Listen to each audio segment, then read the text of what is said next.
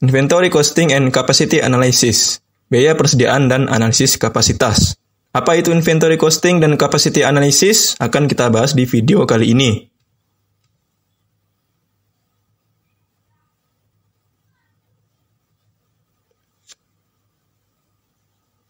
Baik, mengingatkan kembali, silakan subscribe bagi yang belum, nantikan video-video selanjutnya mengenai akuntansi biaya dan beberapa materi lainnya ya. Biaya variabel dan absorpsi. Jadi dalam akuntansi biaya itu ada dua jenis model inventory atau pembiayaan dari persediaan ya, yaitu biaya variabel dan absorpsi. Nah, variable costing itu adalah metode biaya persediaan yang semua biaya pabrik variabelnya itu dimasukkan sebagai biaya inventoriable, atau maksudnya adalah dia itu memisahkan biaya variabel dulu untuk dianggap sebagai biaya persediaan. Nah, biaya tetap itu dia tidak masuk ke biaya persediaan. Itu kalau biaya variabel. Kalau absorpsi, metode biaya persediaan yang mana semua biaya pabrik variabel dan tetap dimasukkan ke biaya inventoriable. Artinya apa? Kalau absorpsi itu dia biaya tetap dengan biaya variabel dia digabungkan. Nah, kalau misalnya biaya variabel costing, dia itu biaya variabel dulu, baru nanti ke biaya tetapnya. Barulah itu yang akan menjadi biaya persediaannya. Nah, perbedaan antara variabel costing dengan biaya absorpsi itu tentu saja adalah ya pengakuan, terus juga penilaian dari biayanya juga ya. Nah, dua metode ini menghasilkan biaya yang berbeda, dan biaya yang berbeda itu akan menghasilkan laba yang berbeda juga kan. Apakah biaya variabel yang lebih besar mendapatkan labanya daripada absorpsi, atau sebaliknya absorpsi yang lebih besar daripada biaya variabel? Nah, itu akan kita lihat dan tergantung dari soalnya lagi atau tergantung dari ilustrasinya. Oke, di sini ada PT Station memproduksi produk konsumen berupa optik. Fokus lininya adalah teleskop terbaru. Stasiun menggunakan biaya standar dan manajemen ingin menyiapkan laporan laba rugi seperti ini. Beginning inventory itu adalah persediaan awal. Production ya berarti produksi, sales penjualan. Ending inventory adalah persediaan akhir. Produksinya senilai 8.000 unit, persediaan awalnya karena dia itu masih baru, jadi ya masih nol ya, persediaan awalnya belum ada, tapi dia sudah menghasilkan sebanyak 8.000 unit teleskop, yang sudah terjual adalah 6.000, sehingga persediaan akhirnya itu adalah 2.000, maksudnya adalah yang tersisa kan, jadi dia itu menghasilkan 8.000, terjual 6.000, sisanya adalah 2.000. Nah, ini adalah salah satu komponen biaya lainnya ya, selling price itu adalah harga jualnya adalah 1.000 per unit. Ya, jadi harganya itu adalah $1.000 per unit teleskop. Terus biaya manufacturing variabelnya per unitnya itu adalah pertama ada bahan baku langsung, ada tenaga kerja langsung, kemudian ada yang overhead pabrik. Jadi ada 110, 40, 50, total biaya variabel manufakturnya itu adalah 200. Ingat, ini adalah biaya variabel saja ya, bukan biaya tetap. Masih belum bergabung dengan biaya tetap. Jadi ini masih terpisah ya biaya variabelnya ya. Kemudian biaya marketing variabel per unit yang dijual itu adalah 185, jadi ini adalah biaya variabel marketing ya. Kalau yang di atasnya ini adalah biaya untuk manufaktur tapi yang variabel. Nah, kalau yang ini adalah biaya marketing variabel. Jadi biaya manufaktur variabel, biaya marketing variabel. Kemudian ada biaya manufaktur tetap, kemudian ada biaya marketing tetap. Jadi dia itu klasifikasinya ada dua ya yang besar ya. Biaya marketing tetap dan biaya marketing variabel, biaya manufacturing tetap, biaya manufacturing variabel. 1.080 dan 1.380. Nah, inilah salah satu contoh dari laba operasi yang dihasilkan dari absorpsi dengan biaya variabel. Kita bisa lihat di sini dengan revenue yang sama, revenue itu adalah penjualan $6 juta, ini juga $6 juta. Ya, sehingga hasilnya operating income dari variable costing itu 1.230, sementara kalau misalnya biaya absorpsi itu adalah 1.500. Kelihatan di sini yang lebih besar adalah 1.500 laba operasinya ya, operating income yang kita lihat ya, laba operasinya 1.500 lebih besar daripada yang 1.230. Artinya biaya absorpsi itu ternyata bisa membuat laba operasi lebih besar daripada yang variable costing. Nah, apakah pasti absorpsi itu akan membuat laba lebih besar daripada yang variable? Belum tentu. Ya, semuanya itu tergantung dari berapa unit yang dijual, diproduksi, dan persediaan akhirnya kan. Oke. Memang di sini ya kelihatannya cukup banyak ya. Jadi saya langsung simulasikan di Excel saja. Nah, di awal tadi saya bilang ini persediaan awal ya. Ini adalah informasi yang paling pokok dari biaya persediaan variable costing dan absorpsi ya. Jadi persediaan awal itu 0, produksinya itu adalah 8.000, penjualannya adalah 6.000 dan persediaan akhirnya adalah 2.000. Kemudian di sini biaya persediaan dengan dua metode, ada yang variable costing sama absorpsi. Dia sama-sama harga jualnya itu adalah $1.000 ya, $1.000 untuk variable costing maupun yang absorpsi. Kemudian biaya manufacturing variabelnya sama ya. Jadi bahan baku, tenaga kerja langsung, biaya overhead pabrik 110, 40, 50. Ingat ini adalah biaya manufaktur variabel. Nah, ini juga sama, absorpsi. Nah, kemudian biaya manufaktur tetap per unit yang dihasilkan. Kalau misalnya dalam biaya absorpsi itu dia langsung mengakui biaya tetap ya. Jadi biaya manufaktur tetapnya itu langsung diakui 135. 135 itu dapat dari 1.080.000 di sini biaya manufaktur tetap itu dibagi dengan jumlah yang dihasilkan. Yang dihasilkan itu adalah 8.000 unit di sini. Jadi ya biaya manufaktur tetap ini 1.080.000 itu dibagi dengan 8.000. Hasilnya adalah 135. Ya, informasi biaya ini sebenarnya untuk biaya variable costing dan absorpsi. Hanya saja di sini biaya absorpsi itu adalah ya kita harus dapatkan dulu biaya manufacturing tetapnya. Nah, biaya manufaktur tetapnya itu dapat dari biaya manufaktur tetap total 1.080.000 ini dibagi dengan 8.000. Ingat biaya manufaktur ya, bukan biaya marketing. Biaya manufaktur tetap dibagi dengan produksi ya atau unit yang dihasilkan. Oke, kemudian kita akan membuat bagaimana laba rugi dalam costing variabel dan biaya absorpsi. Ya, jadi data ini absorpsi, kemudian kalau yang ini adalah variable costing. Oke, pertama di sini pendapatan. Pendapatan itu 1.000 kali 6.000 unit. 1.000 itu adalah harga jual, bisa kita lihat di sini. 1.000, kemudian 6.000 itu adalah penjualan dalam unit. Jadi 6.000 kalikan 1.000 itu adalah 6 juta. Oke, sama ya, karena pendapatan itu sama di sini. Yang menjadi perhatian kita itu adalah biaya yang terjadi. Ya, karena pendapatan sama ya sudah. Kemudian di sini persediaan awal karena memang masih sama ya, masih 0 seperti yang di informasi awal ini masih 0 sehingga di sini persediaan awalnya juga 0. Nah, kemudian biaya variabel manufaktur ya 200 kalikan 8.000 unit, di sini juga sama 200 kalikan 8.000 unit, 200 itu dapat dari total biaya persediaan yang dihasilkan di sini ya, dikalikan dengan 8.000. 8.000 itu adalah yang unit diproduksi. Unit yang dihasilkan itu ada sebanyak 8.000 unit. Jadi 200 ini kalikan dengan 8.000. Oke, sama ya. Biaya variabel manufaktur atau biaya manufaktur variabel 1.600.000. 200 kalikan 8.000. Ini juga sama. Nah, perbedaannya di sini, jadi 200 itu diperoleh dari 110 tambah 40 tambah 50 kan. Nah, di sini sedangkan kalau yang diabsorpsi dia itu ada 135 sehingga ada ditambah biaya pabrik tetap dialokasikan namanya. 135 ya kalikan dengan 8.000. 8.000 itu sama dapat dari yang unit yang dihasilkan atau unit yang diproduksi. Sehingga 135 kalikan 8.000 itu hasilnya adalah 1.080.000. Nah, ini langsung ditambah, dapatlah 2.680.000 itu untuk yang biaya absorpsi. Kalau biaya variabel atau variable costing itu dia tidak ada ya, karena memang di informasi sini juga tidak ada. Oke, kemudian ada barang tersedia untuk dijual. Ya, di sini 1.600.000, sementara kalau di sini adalah 2.680.000 dapat dari yang biaya manufaktur variabel ditambah dengan yang dialokasikan tadi. Jadi 200 dengan 135 dikalikan dengan 8.000. Kalau ini tidak ada 135, sehingga langsung kosong ya. Jadi 1.600.000 saja barang tersedia untuk dijual. Kemudian selanjutnya itu adalah persediaan akhir. Ingat persediaan akhir di sini adalah 2.000. Nah, jadi 2.000 dikalikan dengan 200. Kalau yang variable costing itu yang dikalikan 200. Sementara kalau misalnya yang biaya absorpsi itu 335. 335 itu dapat dari informasi yang di sini ya. Total biaya persediaan akhir yang dihasilkan. Yang di sini ada saya berikan cetak tebal 335. Sebenarnya kalau misalnya yang di atas ini 200 dengan 135 itu juga hasilnya adalah 335. Jadi 335 kalikan 8.000 hasilnya juga 2.680. Nah, sehingga kalau misalnya kalian mau memakai langsung 335-nya juga boleh di sini. Khusus untuk yang biaya absorpsi. Nah, sementara kalau variable costing memang dia 200 saja kan.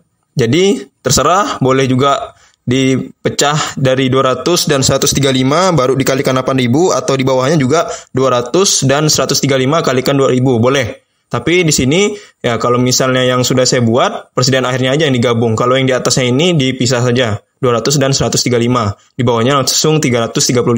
Ya kalau ini 200 saja kan. Tetap unit yang dikalikan itu sama 2.000 ya karena persediaan akhir memang 2.000. Jadi 2.000 kalikan 200 itu hasilnya 400.000. Kalau yang ini 2.000 dikalikan 335 hasilnya adalah 670. Persediaan akhir itu sama-sama dikurangi ya. Sehingga HPP biaya variabel, karena di sini hanya variabel saja biaya variabel sehingga HPP biaya variabel namanya. Kalau ini namanya adalah HPP. Berbeda ya. Jadi jangan sampai di sini dipikir HPP sama karena memang ini HPP yang sudah total. dengan biaya tetap. Kalau misalnya yang ini adalah HPP hanya yang biaya variabel saja, belum kita kurangi dengan yang biaya tetap. Oke, di sini 2.680 dikurangkan dengan 670 itu hasilnya adalah 2.010.000. Ya, kalau ini 1.600 dikurangkan dengan 400.000 hasilnya adalah 1.200.000. Kalau misalnya dalam variable costing itu, dia ada biaya marketing variabel ya. Biaya marketing variabel itu 185 kalikan 6.000. 185 di sini sudah ada saya tuliskan ya, biaya marketing variabel per unit. Jadi informasi ini hanya untuk yang variable costing. Sementara untuk yang absorpsi itu dia bukan berarti dia tidak dipakai. Tetap akan dipakai, hanya saja dia pengalokasiannya atau penempatannya itu beda. Ya, kalau ini dia variabel dulu. Jadi variable costing itu harus yang variabel dulu, baru nanti selesaikan yang tetapnya. Nah, kalau biaya absorpsi, dia itu selesaikan biaya tetap dan variabel, baru nanti sisanya adalah yang biaya lain-lainnya. Oke, jadi 185 itu adalah biaya marketing variabel yang terjual, 185 ya, dikalikan 6.000. Kenapa 6.000? 6.000 itu adalah unit yang terjual. Ingat, namanya juga marketing ya. Marketing itu berarti terkait dengan penjualan. Nah, di sini unit yang terjual adalah 6.000. Jadi 6.000 dikalikan 185 itu hasilnya adalah 1.110.000 ya. Oke. Kemudian margin kontribusi itu diperoleh dari 6 juta dikurang dengan 1.200 kurangkan dengan 1.110. Ingat, margin kontribusi itu diperoleh dari pendapatan kurang dengan biaya variabel. Baik itu HPP biaya variabel maupun marketing variabel. Intinya adalah kontribusi margin itu semua pendapatan dikurangi dengan semua biaya variabel, belum termasuk biaya tetap. Jadi 3.690 ini ya dapat dari 6 juta dikurangkan dengan 1.200 kurangkan dengan 1.110. Biaya manufaktur tetap itu dapat dari informasi sini ya, 1.080.000. Ini juga di sini. Biaya marketing tetap juga sama, 1.380. Nah, di sini mulai sudah masuk ke laba kotor ya. Jadi kalau misalnya dalam biaya absorpsi itu, dia pendapatan dikurangin dengan HPP langsung. Jadi 6 juta dikurangkan dengan 2.010.000 itu hasilnya adalah 3.990.000 langsung. Nah, dan tadi saya bilang biaya marketing variabel ini sebenarnya sama ya. Biaya marketing variabel di variable costing maupun yang biaya absorpsi. Hanya saja di sini penempatannya aja kan. Kalau yang variable costing itu di atas, kalau yang absorpsi itu di bawahnya. Jadi tetap sama, 185 kalikan 6.000 ya. Sama di sini juga 1.110.000. Kemudian biaya marketing tetap, ini dapatnya informasi dari sini ya, 1.380. Ini juga sama ya.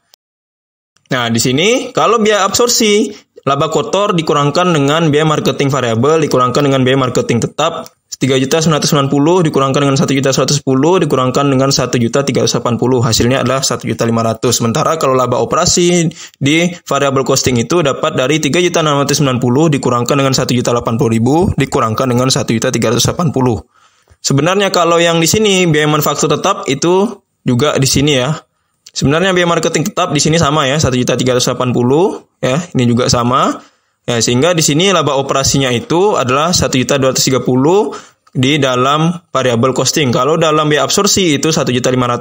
Bisa kita simpulkan bahwa ternyata dengan menggunakan biaya absorpsi itu membuat laba operasinya jadi lebih besar. Ya. Jadi dalam variable costingnya malah lebih kecil. Selisihnya itu sekitar $270.000 ya. $270.000 itu lumayan besar ya. Ya, sekitar ratusan juta atau bahkan miliaran mungkin ya. Jadi selisihnya adalah $270.000, lumayan. Inilah yang membuat biaya absorpsi dengan biaya variabel itu ternyata beda ya. Padahal dia itu informasi yang digunakan sama kan, tapi pengalokasian dan penggunaan biayanya itu berbeda. Nah, karena perbedaan itu tadi membuat laba operasinya juga berbeda. Salah satu perbedaan yang paling pokok di sini adalah yang di sini kan.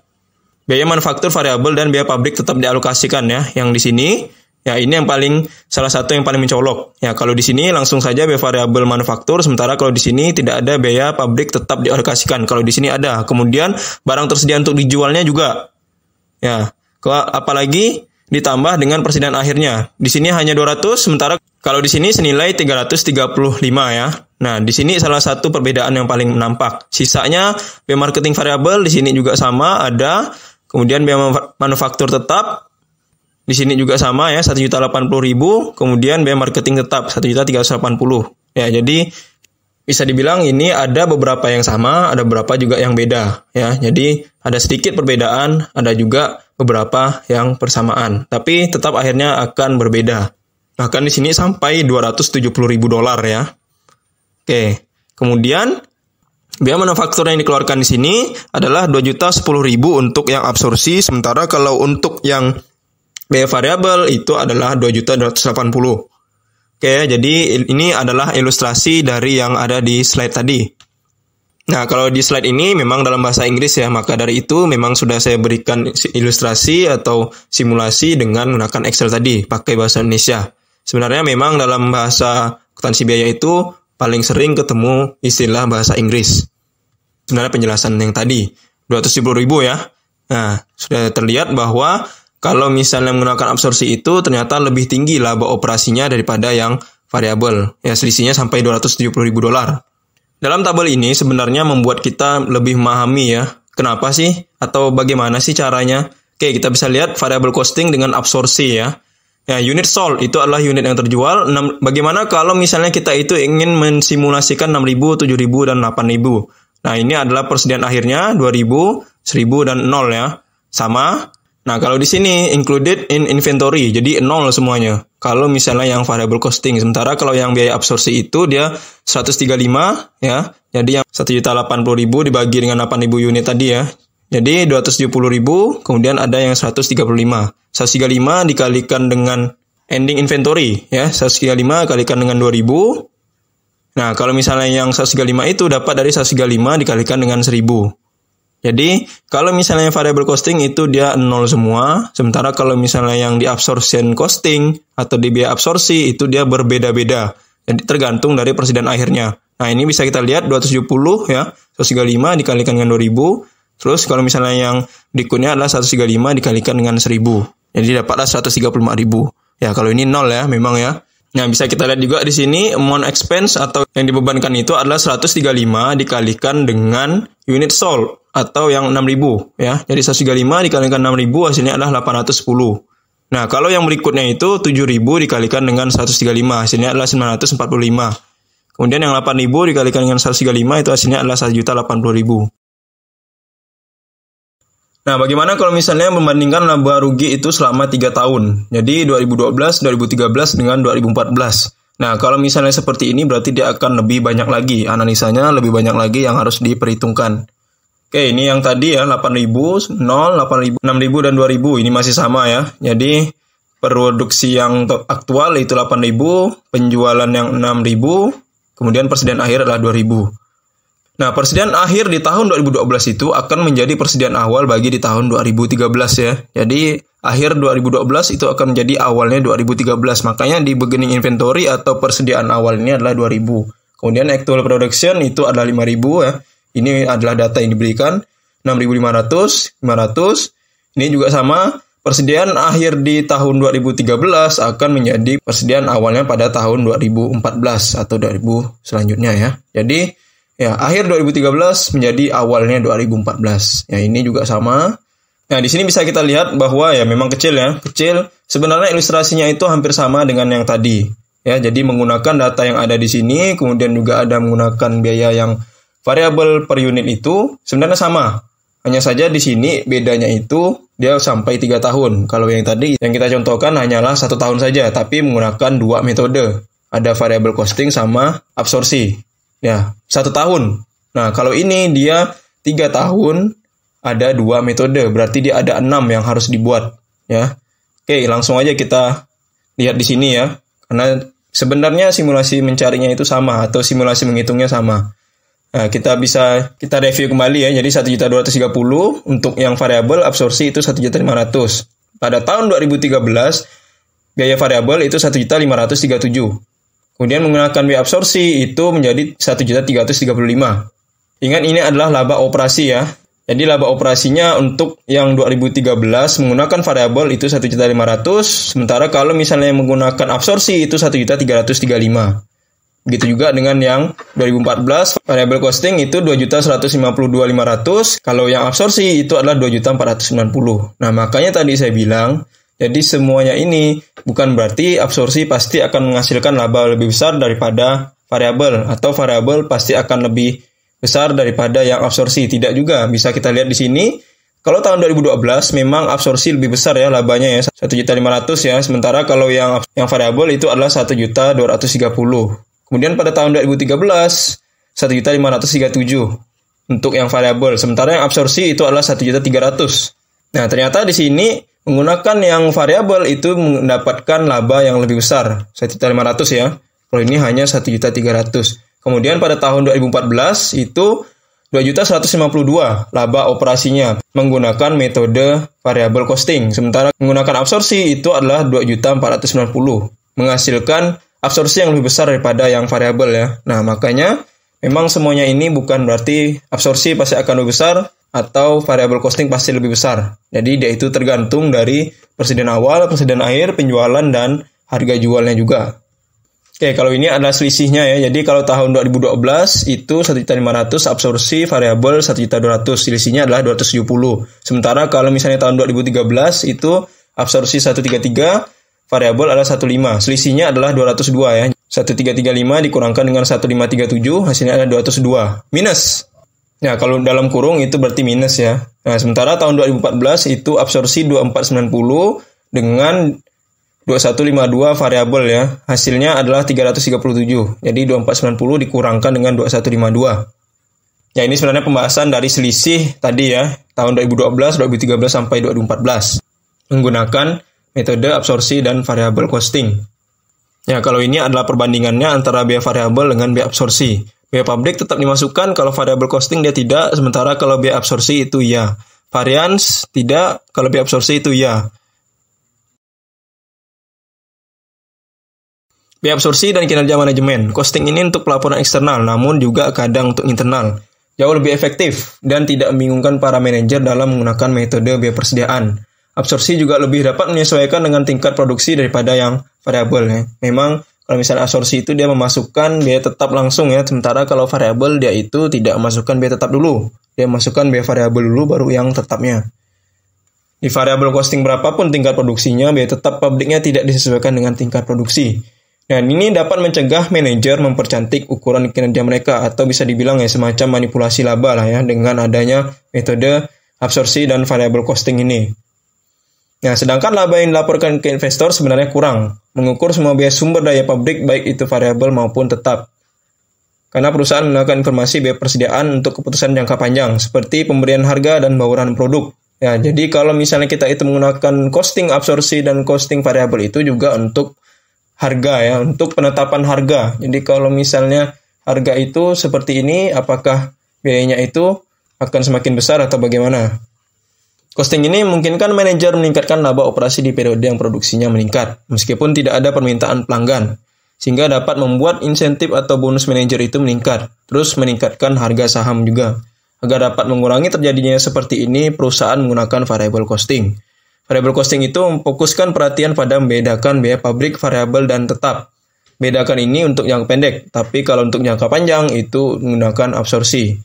Jadi jangka pendek itu adalah variabel untuk pengendalian dan penilaian kinerja. Penambahan persediaan yang tidak direncanakan. Mungkinkah top manajemen dapat membatasi persediaannya? Bisa saja. Manajer pabrik mungkin beralih ke membuat produk yang menyerap biaya pabrik tetapnya tinggi, bagaimanapun permintaan konsumen. Produksi yang menyerap biaya pabrik tetap yang rendah mungkin akan ditunda, sehingga pengantaran produk tidak tepat waktu. Manajer pabrik akan menerima pesanan tertentu untuk meningkatkan produksi, meskipun pabrik lain di perusahaan lebih baik dalam menangani pesanan tersebut. Jadi kadang-kadang sebenarnya perusahaan lain itu jauh lebih berpengalaman, jauh lebih baik dalam membuat satu produk, tapi dia itu memutuskan, ya udah kita buat sendiri aja. Untuk meningkatkan produksi manajer memungkinkan menangguhkan perawatan di beberapa periode. Meskipun laba operasi di periode ini akan meningkat, namun di periode mendatang akan mengalami penurunan jika biaya perbaikan meningkat dan perawatan jadi kurang efisien. Ya, memang kalau misalnya biaya perbaikan itu meningkat, membuat manajer itu kadang-kadang ya udah kita tangguhkan aja, atau biasanya 3 bulan sekali itu dirawat, malah sekarang mesin itu menjadi 6 bulan sekali atau bahkan 1 tahun sekali baru dirawat. Nah, itu dia kan. Jadi namanya juga perawatan itu kalau misalnya makin sering kita keluarkan, memang biayanya akan makin besar. Memang efeknya itu akan berdampak pada efisiensi mesin ya. Jadi mesin itu performanya menjadi makin bagus, makin baik, ya memang ada biayanya sih. Dan juga mengurangi kerusakan mesin juga. Itu salah satu kegunaan perawatan rutin ya. Tapi kalau misalnya biayanya semakin meningkat, ya mungkin manajer perlu juga untuk mempertimbangkan, ya udah perawatan mesin kita tunda atau ditangguhkan. Usulan dalam revisi evaluasi kinerja. Top manajemen dapat mengambil beberapa langkah untuk mengurangi efek yang tidak diinginkan. Fokusnya pada perencanaan budget dan persediaan secara hati-hati untuk mengurangi kebebasan manajemen dalam menambah persediaan. Sehingga jika terjadi kelebihan persediaan, perlu pemeriksaan lebih lanjut.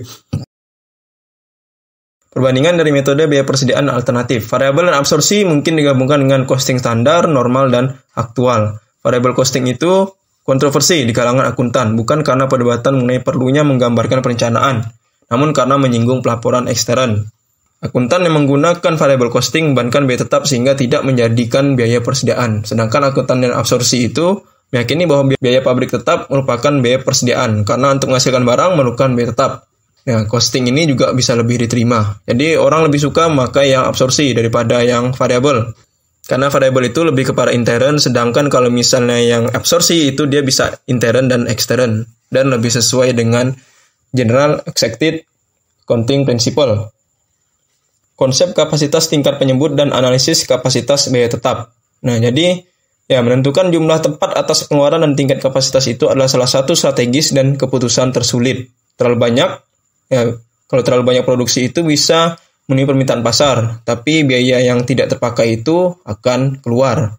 Nah, sedangkan kalau terlalu sedikit itu membuat konsumen jadi tidak terpenuhi kebutuhannya, sehingga mereka akan beralih ke pemasok lain atau stok yang lain, dan menjadi tidak tertarik lagi dengan produk kita. Maka dari itu, kalau misalnya menentukan kapasitas itu memang menjadi tantangan tersendiri bagi para manajer ya, karena memang kalau kelebihan tidak bagus, kalau misalnya kekurangan juga tidak baik. Jadi harus dipakai secukupnya. Ada dua kapasitas teoritis, praktis. Dalam dunia bisnis, kapasitas itu biasanya berarti pembatasan atau batas atas. Kapasitas teoritis adalah tingkat kapasitas berdasarkan pada produksi pada efisiensi yang penuh. Kapasitas teoritis tidak masukkan adanya perawatan pabrik, penghentian, gangguan karena kerusakan perakitan. Jadi, kalau misalnya kapasitas teoritis itu menganggap bahwa semuanya itu berjalan dengan baik, tidak ada perawatan, tidak ada penghentian, tidak ada gangguan, tidak ada segala macamnya kan, itu kapasitas teoritis. Tapi kalau kapasitas praktis, yaitu ada pengurangan kapasitas teoritis ya, jadi ada semacam perawatan, ada penghentian, ada gangguan mesin, ada ketidaksesuaian, dan lain-lain sebagainya. Nah, faktor SDM sangat penting ketika mengestimasi kapasitas teoritis ataupun praktis, seperti mempertimbangkan faktor keselamatan kerja jika ada mesin baru sehingga pekerja perlu diberikan arahan. Nah, ketika perusahaan itu memasok mesin baru ya, otomatis karyawan atau pekerja itu harus diberikan pelatihan, diberikan diklat terkait penggunaan mesin dan perawatan mesin itu kan. Apalagi kalau misalnya mesinnya itu termasuk mesin yang benar-benar baru atau mesin yang jauh daripada sebelumnya, penggunaannya itu sangat berbeda. Ya, pasti harus di-training dulu karyawan yang akan memakai mesin itu. Kalau kapasitas normal itu adalah tingkat penggunaan yang memuaskan berdasarkan rata-rata, musiman atau siklus ya, atau faktor tren. Jadi tergantung dari keinginan konsumen, tergantung dari musiman, tergantung dari siklusnya juga. Evaluasi kinerja, pertimbangkan bagaimana antara penggunaan kapasitas normal, master budget, dan praktis mempengaruhi penilaian manajer marketing. Normal sering digunakan untuk rencana jangka panjang tergantung jangka waktu yang dipilih, dan ramalannya itu dibuat setiap tahun, bukan dia setiap 5 tahun atau setiap bulan atau setiap semester, tapi dia setiap tahun. Nah, kapasitas normal itu menyediakan umpan balik yang kurang berharga, sehingga jika menggunakan kapasitas ini adalah suatu kesalahan, karena dia itu dianggap mengukur kinerja jangka pendek dan jangka panjang. Keperluan pajak. Biasanya untuk pelaporan pajak, Dirjen Pajak itu memerlukan perusahaan untuk menentukan biaya produksi tidak langsung persediaan dengan metode alokasi yang mana wajar dibagi ke beberapa item yang produksi. Beberapa negara bahkan memperbolehkan varian volume produksi yang diperoleh dapat menjadi pengurang pajak di tahun tertentu. Perencanaan dan pengendalian biaya kapasitas. Kesulitan dalam memilih peramalan konsep tingkat penyebut. Kapasitas praktis mengukur kapasitas pasokan yang tersedia. Penggunaan kapasitas master budget berfokus pada permintaan yang diharapkan di tahun depan. Kesulitan dalam meramal biaya pabrik tetap. Tarif biaya pabrik tetap berdasarkan dari pembilang, budget tetap, dan ukuran kapasitas atau penggunaan kapasitas. Sejauh ini kita membahas isu terkait dengan pilihan penyebut dan mengukur pembilang. Biaya non-manufaktur, biaya kapasitas juga muncul di bagian non-manufaktur dari rantai nilai. Stesen mungkin memperoleh satu armada kendaraan yang mampu mendistribusikan kapasitas praktis dari fasilitas produksinya. Ketika produksi aktual di bawah kapasitas praktis, akan ada biaya kapasitas tidak terpakai, dengan fungsi distribusi sama dengan fungsi manufaktur. Baik, semoga ini bisa dipahami ya apa yang sudah saya jelaskan.